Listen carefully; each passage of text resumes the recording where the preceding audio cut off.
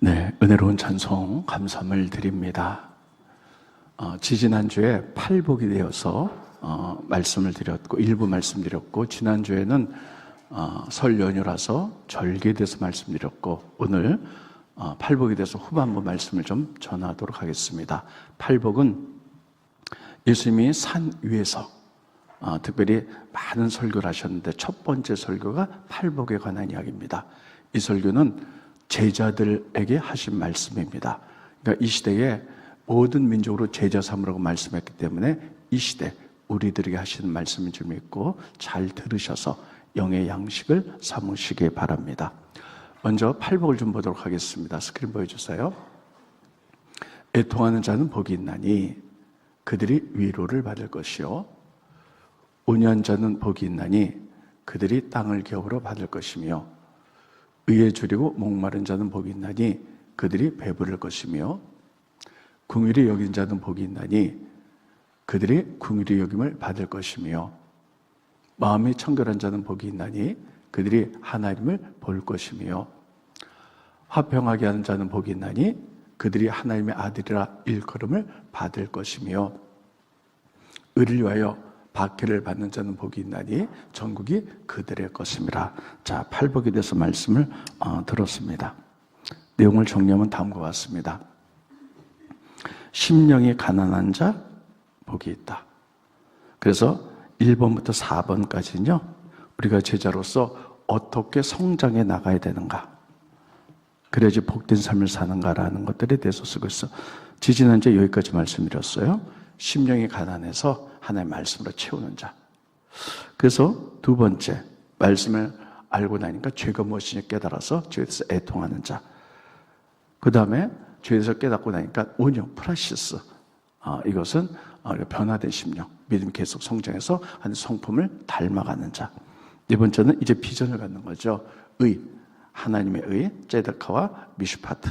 제가 저번에 말씀드렸기 때문에 오늘 말하지 않습니다. 하나님 어떻게 하면 잘 믿고 또 이런 것들이 나의 비전이 될 수 있는가.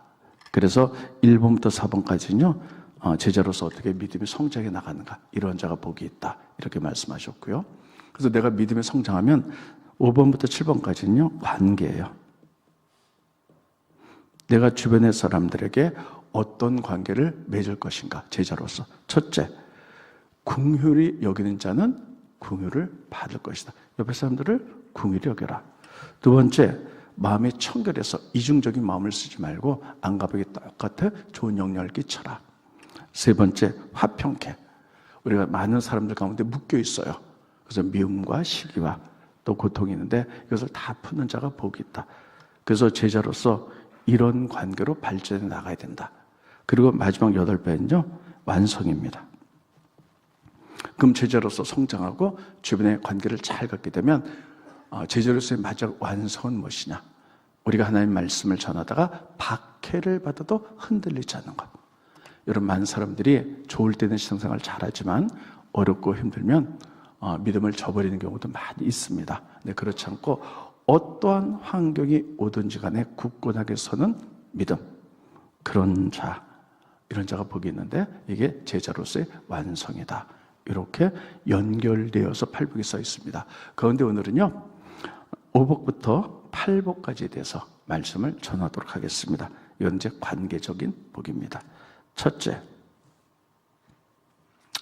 긍휼히 여기는 자는 복이 있는데 저희가 하나님께 긍휼히 여김을 받을 것이다, 이렇게 돼 있어요. 근데 이것도 이게 우리나라 어순이라 그랬어요. 원래 성경은 어순이 바뀝니다. 거기 이렇게 돼서 복이 있다, 아슈레가 먼저 나와요. 복, 그래서 아슈레, 네가 사람을 긍휼히 여긴 거 보니까 복 있어. 넌 하나님께 긍휼히 여김을 받을 것이야. 이렇게 이게 감탄사용으로 되는 거예요. 아슈레, 복 있어. 너 다른 사람을 긍휼히 여기는구나. 그러므로 너도 하나님께 긍휼히 여김을 받을 것이야. 이런 식으로 팔복이 연결되어 있습니다. 그럼 긍휼은 뭔가? 동정하고 긍휼은 다른 것입니다. 동정은 누구나 갖는 거예요. 예를 들면 TV에 보면 아프리카 아이들이 병에 걸리고 먹지 못해서 이런 거 보면 다 아우 안 됐다. 근데 많은 사람이 그냥 그걸로 끝나요. 이건 동정이에요. 그런데 그것을 가지고 그들에게 무엇을 할 수 있을까? 그래서 뭐 한 달에 3만 원이라도 보내서 그때 먹을 것을 제공하고, 이런 자, 삶으로 행동으로 연결하는 것, 섬김으로 연결되는 것, 이게 바로 긍휼이라는 거예요. 그러니까 여러분, 교회 내고 밖에 서고 어려움 당한 사람 보면요, 아유 안 됐어로 끝나는 것이 아니라 내가 그래서 무엇을 해줄 수 있을까 하고 돕는 삶, 이런 자 보면 하나님께서 아시래, 복 있어, 네가 긍휼을 베푸는구나, 그러므로 너도 하나님께 긍휼을 받을 것이야, 이렇게 얘기해요. 이 긍휼은요, 하나님의 성품입니다. 그래서 성경에 보면 하나님이 긍휼히 여기는 행동하는 사람들 다 칭찬하세요. 그러면서 너도 그같이 하라, 이렇게 말하죠. 이런 얘기가 있습니다. 어떤 사람이 여리고로 내려가다가 강도를 만났어요. 그래서 재산을 다 빼앗기고 그리고 매를 맞아서 다 죽어갑니다. 근데 그 길을 제사장이 지나갑니다. 근데 그 사람을 본 순간에 동정심이 들어요. 참 안 됐네. 그런데 뭔가 바쁜 일이 있는지 그냥 지나갑니다. 조금 있으니까 레인이 지나가요. 또 본 순간에 정말 안 됐다, 혀를 끌끌 찼지만 그 사람도 무슨 일이 있는지 그냥 지나갑니다. 근데 세 번째, 사마리아 사람이 지나가죠. 그 사람을 보는 순간에 긍휼의 마음을 베풉니다. 그래서 그 사람을 낙에 실어가지고 주막으로 데려가요.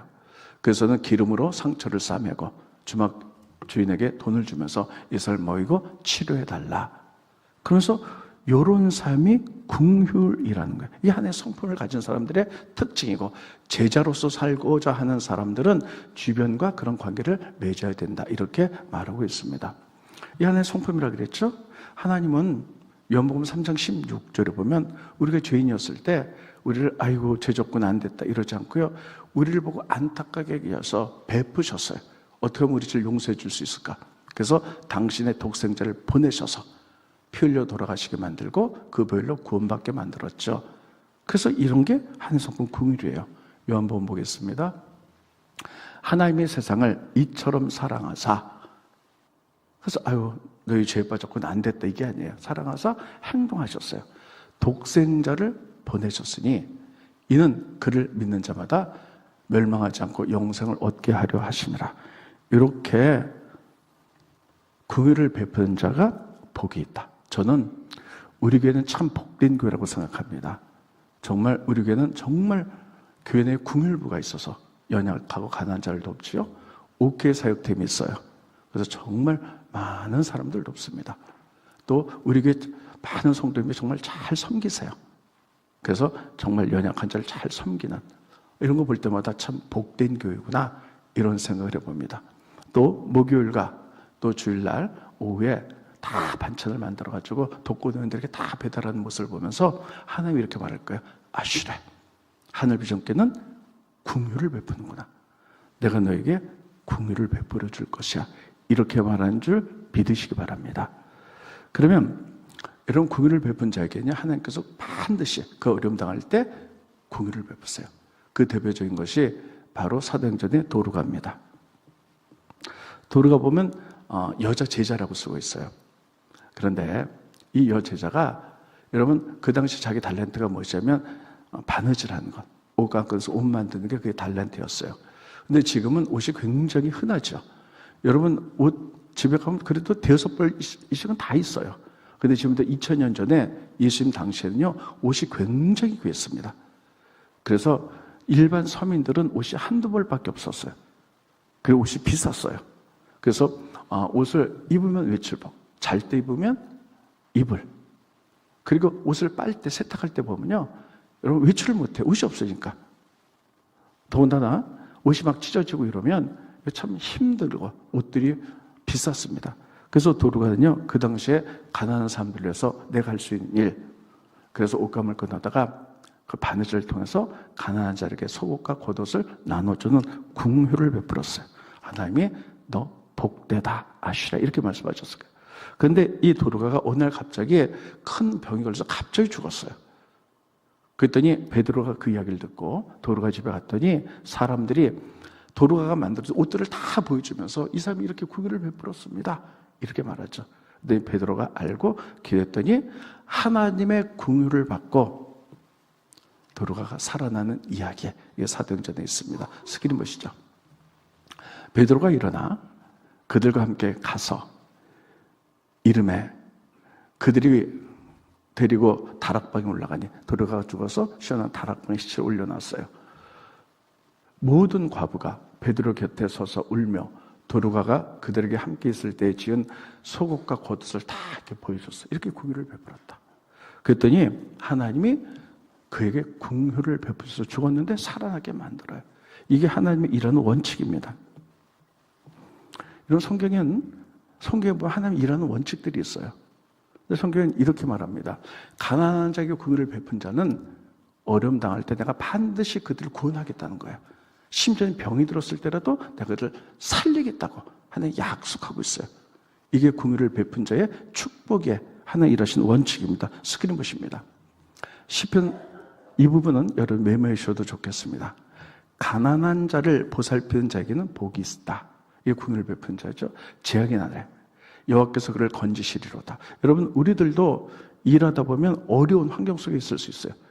그때 궁유를 베푼 자에게는 하나님 궁유를 베푸셔서 건져내시겠다는 거예요. 여호와께서 그를 지키사 살게 하시리니 그가 이 세상에서 복을 받을 것이라. 주여 그를 그 원수들의 뜻에 맡기지 마소서. 여호와께서 그를 병상에서 붙드시고 그가 누워있을 때마다 그의 병을 고쳐주시나이다. 이런 병이 들면요, 뭐 기도해서 낫기도 하고 약을 먹어서 수술 먹어서 낫기도 하지만 하나님은 약속하고 계세요. 가난한 자의 궁유를 베푼 자는 병상에 있을 때마다 구원해 내리라. 이게 바로 하나님 일하는 원칙대로 그대로 말합니다. 너 궁유를 베풀었어. 아셔라.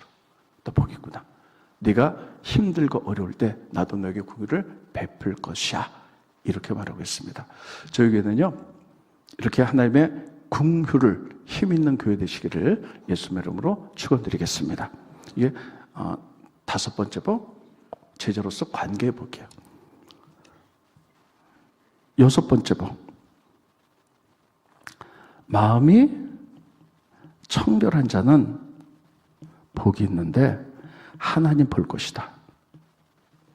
이렇게 말해요. 마음이 청결하다는 게 뭘까요? 마음이 깨끗한 것, 안과 밖이 똑같다는 거예요. 그러면 여러분 우리 마음에 다 죄성이 있어요. 그래서 세상에 어떤 것보다도 부패한 게 마음이라 그랬어요. 그래서 마음이 청결하게 해서 진짜 회개하면 돼요. 그리고 두 번째, 이게 중요합니다. 회개하고 나서 또 지질 수 있잖아요. 따라했습니다. 코람데오. 다시요. 따라했습니다. 코람데오. 이게 뭐냐면요, 하나님 앞에 정직해요. 따라했습니다. 하나님 앞에 코람데오. 날마다 하나님 앞에 서 있는 것처럼 행동하는 거예요. 내가 혼자 있을 때든지 무엇을 했든지 하나님이 나를 보고 계셔.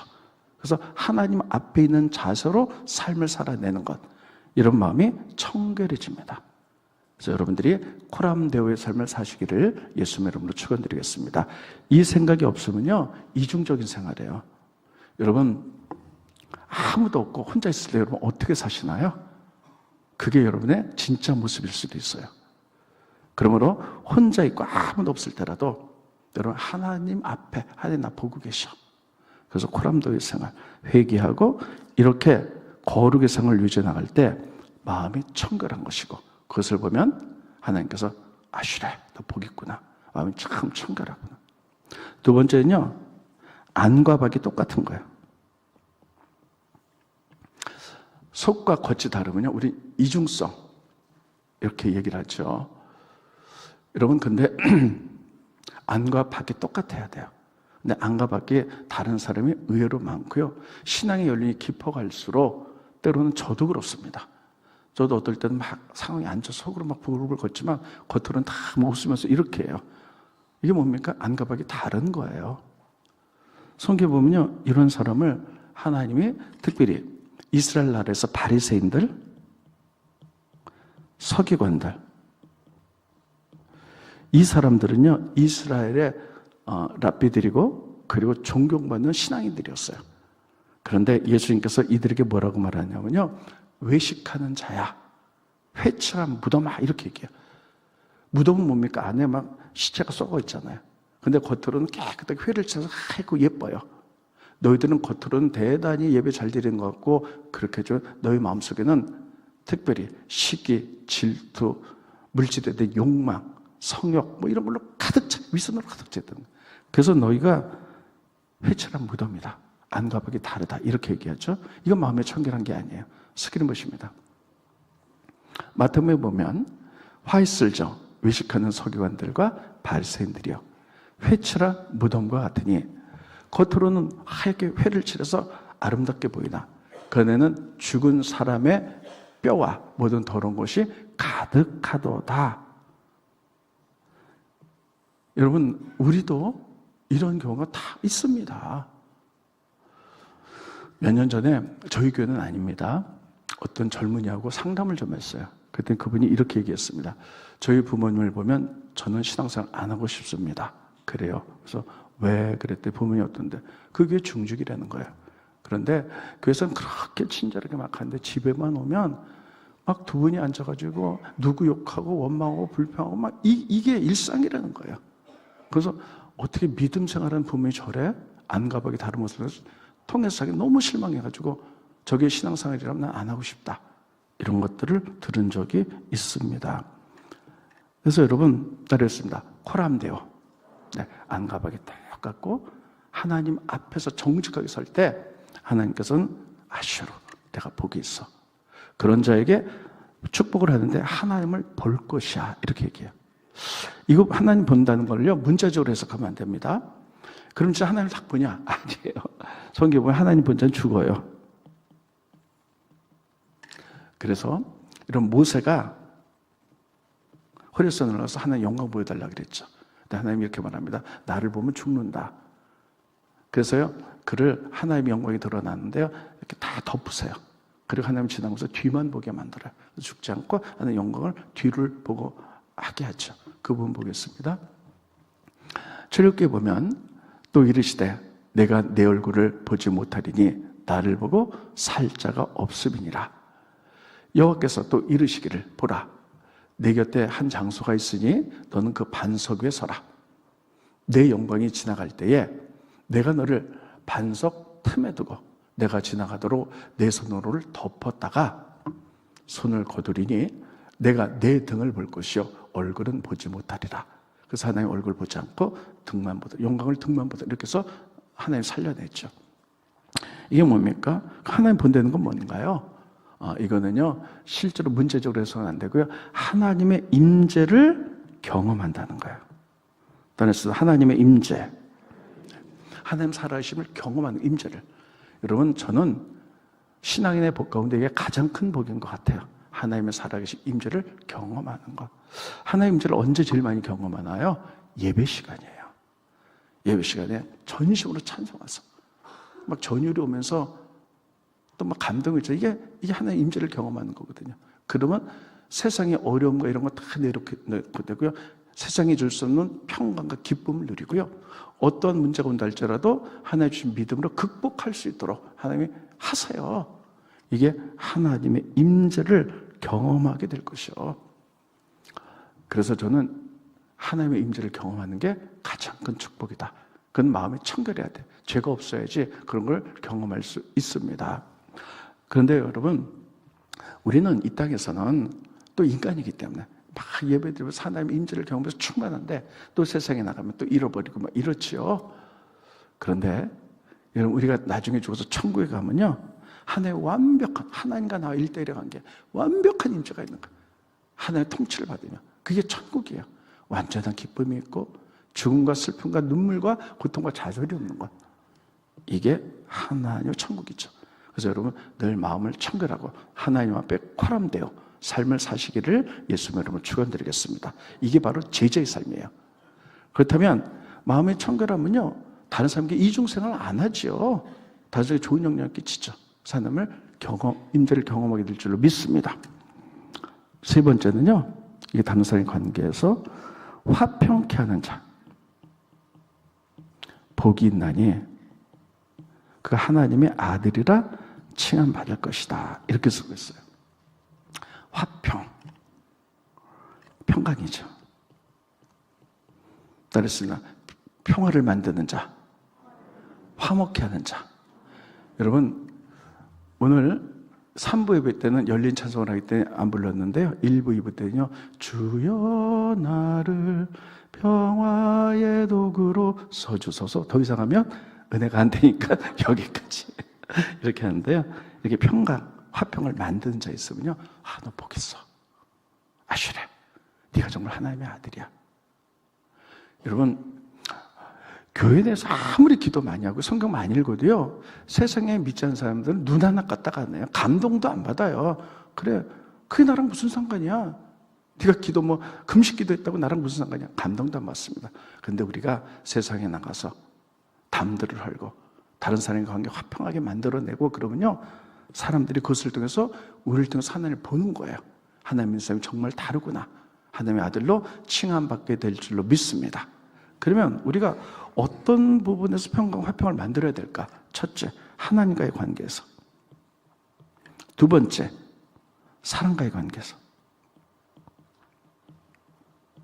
하나님과의 관계. 자, 여러분, 우리가 죄가 있으면요, 하나님과의 관계가 깨져버리고 단절되고 말아요. 그래서 우리가 회개하지 않으면요, 그냥 하나님 점점 멀어져. 그래서 우리 교회는 아닙니다. 예배 시간에 앞자리에 앉은 자가 어느 날 갑자기 중간에 앉아. 그러다 뒷자리에 앉아. 그럼 뭔가 이상한 거예요. 또 한두 번 열심히 나오다가 갑자기 한 번 빠져. 두 번 빠져. 그것도 좀 이상한 거예요. 물론 바빠서 그럴 수도 있지만요, 뭔가 하나님과의 관계가 막 단절돼 가는 거예요. 그래서 하나님과의 모든 좋은 것이 위로부터 내려오잖아요. 이거는 따르겠습니다. 회개. 예수별로 회개해서 하나님과의 관계가 잘 돼야 돼요. 많은 사람들이 하나님과의 관계만 잘 되면 된다고 생각해요. 아니요. 예수님이 말씀하셨어요. 하나님 사랑, 사람 사랑이에요. 십자가도 하나님 사랑, 똑같은 사람 사랑이에요. 그래서 하나님과의 관계가 담이 있으면 안 돼. 회복이 돼야 돼. 두 번째는 사랑과의 관계. 여러분들은 어떠신가요? 혹시 주변의 사람과 묶인 건 없나요? 다들 한두 개씩은 있어요. 근데 이 묶임은요, 이게 바로 지옥이에요. 누구와의 관계가 묶여서 그 사람이 믿고 막 화가 나고 원망이 일어나고, 여러분, 그런 평안이 없어지죠. 이런 삶이 바로 지옥의 삶이에요. 하나님 믿으면서. 그러면 사람과의 관계에 묶여 있으면 어떻게 형통할 것인가 하는 거예요. 따르겠습니다. 용서하는 거예요. 두 번째는요, 넓은 마음으로 내려놓으며. 진짜 용서예요. 따르겠습니다. 용서라는 게 말은 쉬운데 굉장히 어렵습니다. 용서가 너무너무 어려운 거예요. 근데 많은 사람과 묶여 있으면요, 여러분, 화평이 깨져버리고 말아요. 밤에 잠이 안 와요. 분해서, 억울해서. 근데 용서하면요, 그 끈들을 끊어내는 거예요. 그래서 제가 늘 말씀드리죠. 용서는 나를 위하여 스스로 선택하는 선한 이기심이라고 말했어요. 제가 참 많이 말했습니다. 보세요. 과거, 현재, 미래예요. 내가 과거에 누구에게 상처를 받았어요. 과거는 돌이킬 수가 없어요. 상처받은 거. 그래서 현재까지 고통으로 막 살아. 이게 지옥이야. 막 그 사람 보면 열불이 나고 지옥이에요. 그러면 현재도 그래요. 미래는 선택할 수 있어요. 내가 계속 지옥같이 고통 중에 살 것인가, 하나님께서 평강을 누리며 살 것인가. 미래는 선택할 수 있어요. 과거는 어쩔 수 없다. 무엇을 선택합니까? 용서예요. 내가 용서하기로 결정하는 거예요. 그러면요, 용서하면요, 그 사람의 관계가 딱 묶였던 게 풀어져 버려요. 그래서 우리가 평강의 세월을 살아갈 수가 있는 거예요. 그런데 용서하지 않으면 어떤 일이 벌어지냐? 계속 묶여서 고통과 지옥으로 고통과 원망으로 살아가요. 과거는 어떻게 할 수 없어요. 나 미래는 선택할 수 있어요. 무엇으로? 용서로. 이렇게 말하면 많은 사람들이 이야기를 합니다. 용서할 마음이 안 나요. 여러분, 용서는 감정이 아니에요. 따르겠습니다. 용서는 의지다. 용서하기로 결정하는 거예요. 하나님께 용서받았죠? 죄에 빠진 우리가, 하나님과의 관계를 단절하고 죄에 빠진 우리가 하나님 보시기에 뭐가 이뻤겠어요? 그런데 하나님이 우리를 용서하기로 결정하셨어요. 의지를 사용하시고 독생자를 보내주셨어요. 그래서 우리가 구원을 얻었다면 우리도 하나의 성품을 가지고 용서하기로 결정하는 거야. 저 사람을 예수 이름으로 용서합니다. 그럴 때 상처나 고통의 끈들이 풀어지고요. 평강의 세월이. 그래서 제가 늘 말씀드리죠. 용서는 나를 위한 선한 이기심이다. 스스로 선택하는 거예요. 자, 이렇게 용서할 때 화평이 이루어지는 거예요. 두 번째, 여기 가기 전에 다시 한번 따라합니다. 용서는 뭐라고요? 의지다, 의지. 용서하세요. 그러면, 용서할 마음이 안 나요. 나중에 용서할 감정이 생기면 죽을 때까지 감정 안 생깁니다. 나를 힘들게 했는데 그 사람 어떻게 이쁜 감정이 생기겠어요? 의지예요. 두 번째, 넓은 마음으로 내려놓으시고 내가 먼저 손을 내밀어야 돼. 이래야지 관계가 회복되는 거예요. 여러분, 이렇게 힘들고 어려운 상황 가운데 화해의 손을 내밀어서 화해한 사람이 있는데 성경에 보면요, 아브라함이에요. 아브라함 얘기를 좀 하겠습니다. 아브라함 하나님의 음성을 듣고 가나안 땅에 가요. 근데 이제 나그네잖아요. 이방인이잖아요, 아직은요. 그런데 그랄 땅에 갔어요. 그랄 땅은 나중에서 이게 이제 블레셋 땅이 됩니다. 갔는데 아비멜렉이라는 왕이 있었어요. 그 이스라엘 땅은 건조해요. 그래서 가장 중요한 게 뭐냐? 우물이에요. 우물은 큰 재산입니다. 그래서 아브라함이 우물이 있어야지 농사도 짓고 먹고 살고 양들도 먹이잖아요. 그래서 우물을 막 팠어요. 이방인이 와서 파니까 그랄 땅 사람들이 보니까 기가 막힌 거예요. 니네 우리 땅에 와서 이방인이 막 우물을 파니까 와서 다 우물을 빼앗아가 버리고 말아요. 그러니까 아브라함이 얼마나 화가 나겠어요. 지금으로 말하면 가장 중요한 재산들을 다 강제로 빼앗겼는데 아마 막 마음이라고 복수해야 되겠다. 저것들하고는 절대 안 돼. 뭐 별 생각이 더 들었겠죠. 근데 아브라함이 화의 손길을 내밉니다. 화목하자. 하나님의 사람이기 때문에. 화목한데 어떡하냐면요. 아브라함이 아비멜렉의 소하고 양을 줘요. 이거 좀 이상하지 않아요? 화해하려면 지금 피해자는 아브라함이잖아. 그러면 화목하고 화해하려면 다음을 없애려면 아비멜렉이 아브라함에게 줘야 되잖아요. 근데 아브라함이 주는 거야. 상처를 받았지만 먼저 소문을 내미는 거야.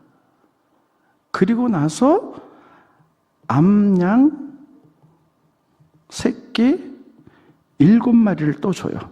그래서 그것에 맹세를 해요. 그래서 우물을 이제 해치지 않을게. 그래서 부엘세바.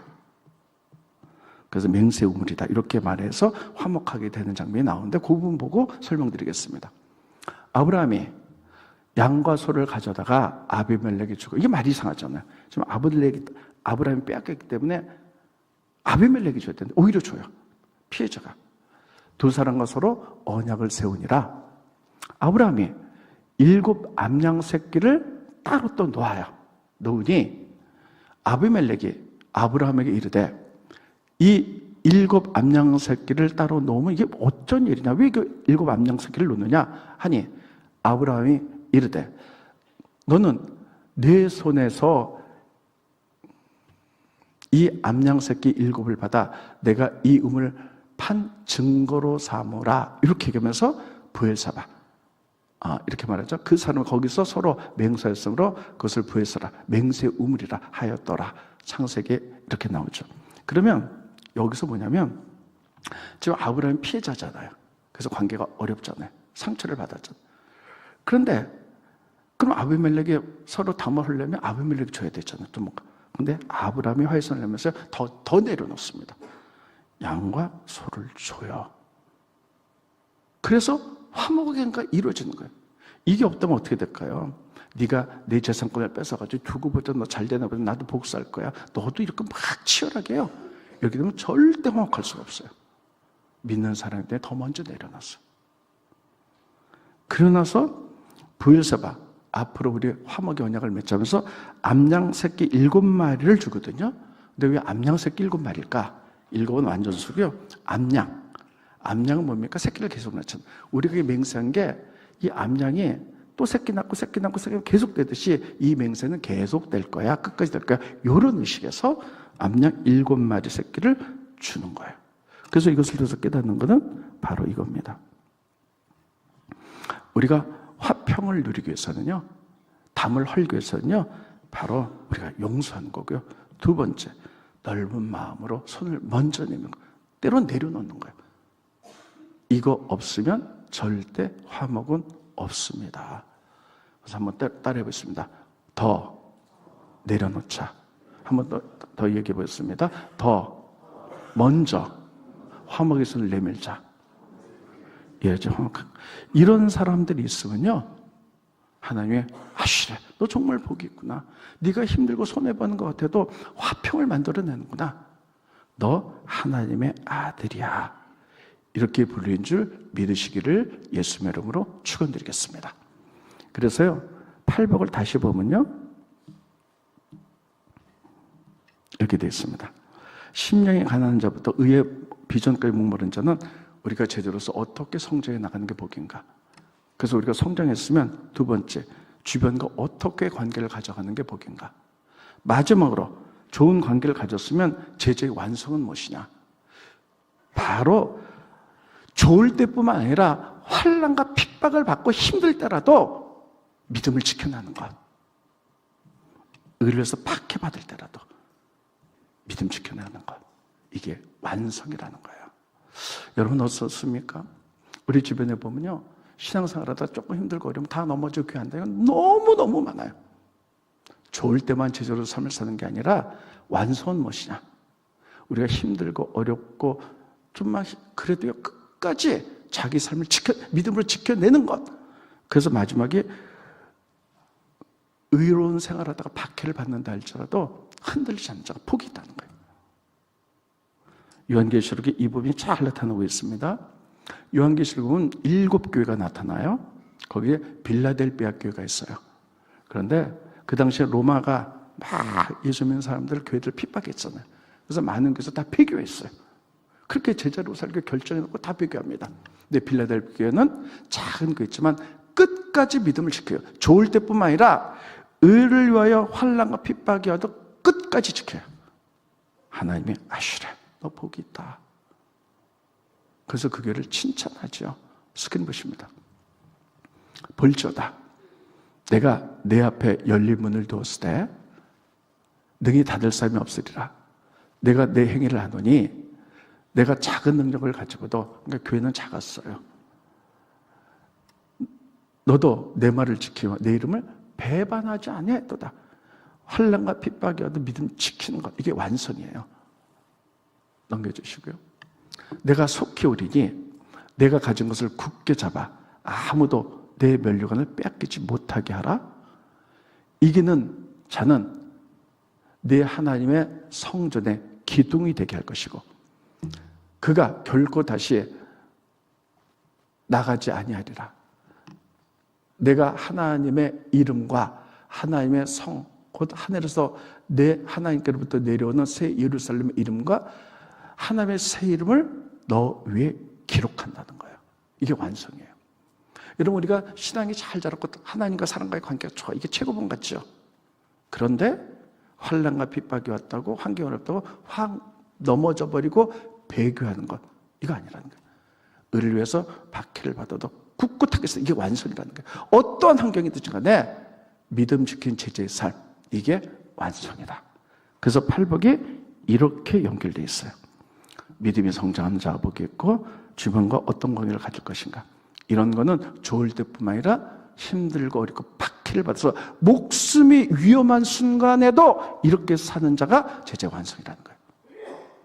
이렇게 말하고요. 마저 우리 얘기 하나만 하고 마칩니다. 재밌는 거는 팔복의 복을 다 얘기해요. 그런데 첫 번째 복과 마지막 제 복이 똑같아요. 심령이 가난한 자는 첫 번째 복, 천국이 저희들 것이고, 마지막도 의를 위해서 박해받은 자가 천국을 그들의 것이다. 똑같아요. 이 부분은 굉장히 중요합니다.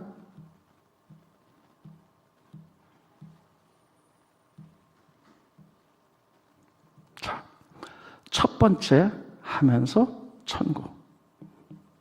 제자가 됐어요. 천국. 이 천국은요, 주어서 천국이 아니라 킹덤 오브 갓, 하나님의 통치야. 하나님의 다스림을 받을 것이고 하나님의 백성이 된다는 거예요. 천국이 저희 것이다. 쭉 내려가다가 여러분, 제가 먼저 물어볼게요. 여러분, 하나님을 믿으시죠? 하나님 제자로 살기 원하죠? 하나님 여러분 삶을 다스리죠? 그럼 이미 하나님 나라가 여러분 가운데 임한 줄 믿으시기 바랍니다. 그래서 이미 하나님 나라가 내 가운데 임했어요. 임이에요. 그런데 완벽한 하나님 나라는 아직 임하지 않았어요. 그는 예수님 재림 때 임하는 거예요. 그래서 이건 아직이에요. 그래서 마지막, 팔복 가운데 마지막, 의에 대하여 박해를 받아도 믿음 지킬 때는 천국이 저희 것이다. 자, 천국 백성이 됐는데, 여러분 그래요. 우리 이미 하나님 백성이 돼서 하나님의 다스림을 받습니다. 그런데 세상에 나가서 또 넘어지고, 세상에 나가서 또 세상의 지배를 받고 유혹에 빠지고 이럴 때도 있어요. 그런데 우리가 완벽한 하나님 통치, 하나님의 시민으로서 백성도 통치받는 건 그냥 마지막 때, 재림 때예요. 그래서 그때까지 하나님 나라가 우리 가운데 이미 임했지만 완벽하게 아직 임하진 않았다는 거예요. 그래서 이게 그 유명한 이미와 아직입니다. 하나님 나라 재림 때 임하는데요, 이미 임했어요. 예수 믿음으로, 제자됨으로. 그러나 이때까지는 아직 임하지 않았어요. 주님 오실 때까지. 우리는 지금 이 시대를 살아가고 있어요. 이미 임했으나 아직 완성된 건 아니에요. 그래서 우리 모두 믿음 지키고 애를 쓰지만 때로 넘어지기도 하고 또 죄의 유혹에 빠지기도 하고 그렇죠. 그랬습니다. 이미, 그러나 아직. 우리 이 시대를 살아가고 있어요. 이 시대를 살아가면서 우리가 해야 될 일들은요, 하나님 나라를 선포하는 거예요. 이미 하나님 나라가 임했습니다. 우리는 연약하지만 제자로서 믿음의 삶을 살고, 그리고 주님이 기뻐하는 관계적인 삶을 살며 이렇게 살기를 선포하고, 이 땅에 하나님 나라를 위해서 아직 임하진 않았지만 우리들이 그 삶에 최선을 다하고 하나님 나라를 만들고 애쓸 때 하나님 것을 믿음으로 보시고 그것이 우리의 해야 될 일인 줄 믿습니다. 그러다가 주님이 오시면 이제 완벽한 하나님 나라가 이루어질 거예요. 우리는 이미 중간 단계를 살고 있어요. 이미 하나님 나라가 임했고 아직 완벽하게 임하지 않은 요 시대를 살아가면서 우리의 의미가 무엇인지, 우리는 어떻게 살아야 되는지 깨닫고 제자로서 우리가 살아내기를 예수님의 이름으로 축원드리겠습니다. 따르겠습니다. 코람데오. 다시요. 코람데오. 네, 기도합니다. 고마우신 주님, 은혜를 감사함을 드립니다. 팔복에 대해서 말씀을 계속 증거했습니다. 우리가 제자로서 특별히 하나님 나라가 임했습니다. 그러나 아직 완벽하게 임한 건 아닌데 그 시대를 살아가면서 우리가 사람과의 관계, 제자로서의 영향을 끼치게 하게 하시고 어떤 환경에도 흔들리지 않는 제자의 완성된 삶으로 복되게 살아갈 수 있도록 도와주시고, 다시 오실 주님, 그때까지 하나님 나라에 대해서 경험하고 선포하고 알리며 최선을 다해서 살아가는 저희들이 되어갈 수 있도록 축복하여 주시옵소서. 예수님의 이름으로 기도합니다. 아멘.